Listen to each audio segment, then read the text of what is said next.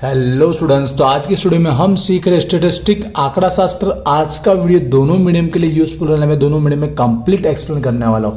जो चैप्टर हम सीख रहे हैं उसका नाम है वस्ती विषयक अभ्यास निरीतो डेमोग्राफिक मेथड। ऑलरेडी चैप्टर के 3 वीडियो अपलोड हो चुके, तो रिक्वेस्ट है स्टार्टिंग से वो जरूर चेकआउट कीजिएगा। आज हम क्या सीखने वाले हैं, आज हम इस चैप्टर के जो शॉर्ट सम्स है उसमें मोस्ट इंपॉर्टेंट जो शॉर्ट क्वेश्चन होंगे उसका आज हम सॉल्यूशन करने वाले हैं। जो हम क्वेश्चन सॉल्व करने वाले हैं वो हमारी बुक का क्वेश्चन 45 के अंदर जो एफ और एच ये दोनों सम्स का सॉल्यूशन करने वाले, और एफ वाला सम्स जो सॉल्व करेंगे उसके बेस पर आप इतने सारे सम्स प्रैक्टिस कर पाओगे। मैंने राइट डाउन किया हुआ, मैं बोल नहीं रहा, आप एक बार स्क्रीनशॉट ले लीजिएगा।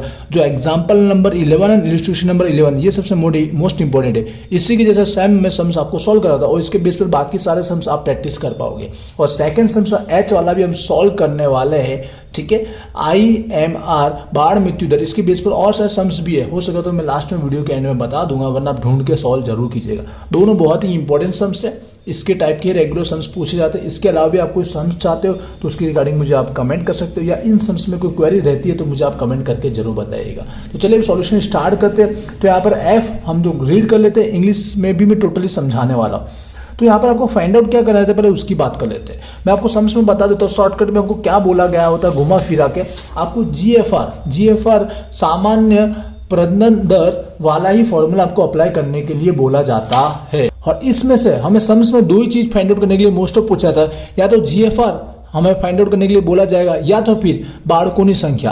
बाड़कों की संख्या दी होगी तो GFR फाइंड आउट करना है, GFR दिया गया तो बाड़कों की संख्या। बस ये दो के अंदर ही सम्स घूमता रहता है। और सबसे इंपॉर्टेंट कि आपको क्या फाइंड आउट करना रहता है, प्रजनन वयनी स्त्रियों की संख्या। ये हमें पूरे सम्स में निकालना रहता है। सबसे मेन यही काम करना है हमें। Number of child bearing female, ये फीमेल स्त्रियों की संख्या ही आपको निकालनी, और सम्स एकदम नॉर्मल होता है। बस इसी के लिए आपको घुमा फिरा के कुछ ना कुछ इन्फॉर्मेशन दी गई होती है। सॉल्यूशन स्टार्ट करते हैं। यहाँ पर तो देख रहे हो, यहाँ पर लास्ट में देखो जन्मेला बाड़कों की संख्या निकालनी है आपको, ठीक है, लिव बर्थ, ठीक है। और यहाँ पर हमको प्रजनन दर दे दिया गया है, सादा प्रजनन दर GFR दे दिया गया है। कई बार क्या होगा, GFR निकालना होगा और जन्मेला बाड़कों की संख्या आपको दे रखी होगी। ये सारे सम्स आप देखोगे तो वैसे होने वाले हैं। इन्फॉर्मेशन के अकॉर्डिंग सॉल्यूशन स्टार्ट करते हैं। तो कुल वस्ती सबसे पहले आपको दी गई होगी। टोटल पॉपुलेशन 100% दिया गया होगा 70 लाख, ठीक है, 70 लाख दिया गया है। तो यहाँ पर पहले राइट डाउन कर देते हैं। इन्फॉर्मेशन से देखिएगा प्रजनन वयनी स्त्रियों की संख्या कैसे निकालेंगे, चाइल्ड बियरिंग जो फीमेल है वो कैसे निकलेगी। कुल वस्ती, ठीक है, कुल वस्ती टोटल पॉपुलेशन हमें सम्स में दिया गया है। ऑलवेज यहाँ पर दिया गया है 70 लाख दिया गया। इस तरह हम लोग आंकड़ों में लिखेंगे जिससे सॉल्यूशन करते समय आपको समझ में ज़्यादा आएगा। उसके बाद हमें इन्फॉर्मेशन में दिया गया होगा स्त्री और पुरुष, मेल और फीमेल के रिगार्डिंग रेशियो दिया गया होता है। रेशियो किसी न किसी तरह का दिया जाएगा। कई बार डायरेक्ट परसेंट बोल देंगे कि इसका 50% स्त्रियों की संख्या है। कुल फीमेल, टोटल फीमेल कुल स्त्री है 50%, 30%, तो इजी हो जाएगा। लेकिन रेशियो दिया है तो उसको आपको सॉल्व करना पड़ता है। कैसे समझिएगा, यहाँ पे अच्छा टॉपिक दिया गया, दर 1000 पुरुष से स्त्रियों की संख्या 950 है। अब ये रेशियोज को कैसे बनाना है ध्यान से समझना। इंग्लिश में मैं लिखने वाला हूँ। क्या इन्फॉर्मेशन दी गई है, दर 1000 पुरुष दर 1000 पुरुष से स्त्रियों की संख्या, स्त्रियों की संख्या कितनी है, 950 है। इंग्लिश में लिखा होगा जो फीमेल है, नंबर और फीमेल्स पर 1000 मेल 950 है। तो इसको रेशियो में कन्वर्ट कर दो। कैसे होने वाला, बहुत ही इजी है। यहाँ पर मेल और ये हमारा फीमेल, दोनों का रेशियो बन ही जाएगा मेल और फीमेल, पुरुष अने स्त्री। कैसे बनेगा, तो यहाँ बताया गया है दर 1000 पुरुष, ठीक है, पर 1000 मेल। तो पुरुष और मेल की संख्या 1000 लिख देना है। और 1000 जब पुरुष होंगे तो सामने स्त्रियों की संख्या कितनी होगी, 950 होगी। पुरुष अगर 1000 हो गए तो स्त्रियों की संख्या 950 होगी। मेल 1000 हो गए तो फीमेल 950। तो टोटल वस्ती समझ गए कितनी होगी, दोनों को प्लस करके टोटल वस्ती मिली कि नहीं मिली।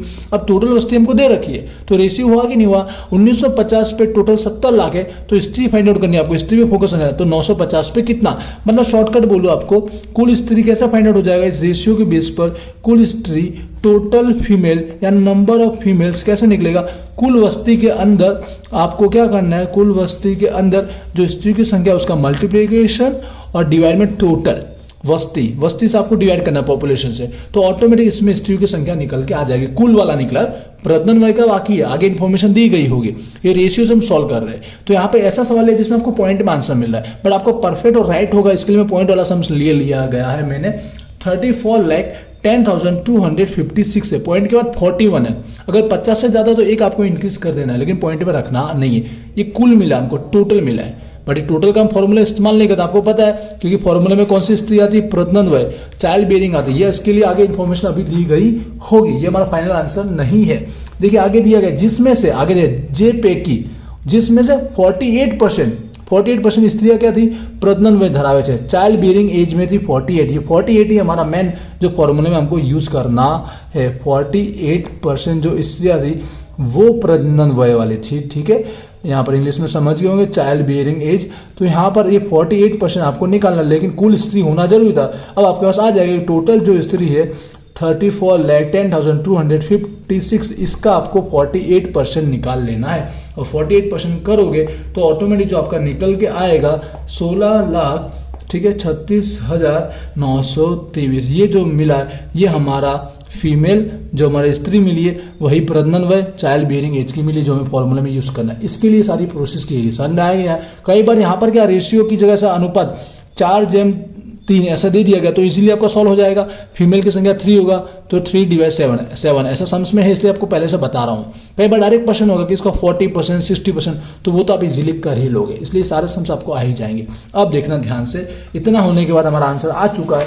अब यहाँ पर GFR का आंसर दिया गया होगा, या तो जन्मेला बालकों ने आंसर दे दिया गया होगा, दोनों में से कोई एक आंसर होगा और एक हमें निकालना रहेगा। तो यहाँ पे सम्स में हमको साधो प्रजनन दर GFR दे दिया गया है, तो हर एक कंडीशन समझा रहा हूँ कि बाकी सम्स भी आप कर पाओ। तो GFR 35 हमें दे दिया गया है, और फाइंड करना हमको जन्मेला बालकों संख्या, ठीक है, लिव बर्थ, तो बस हो जाएगा। थोड़ा शॉर्टकट लिख दूंगा चलेगा।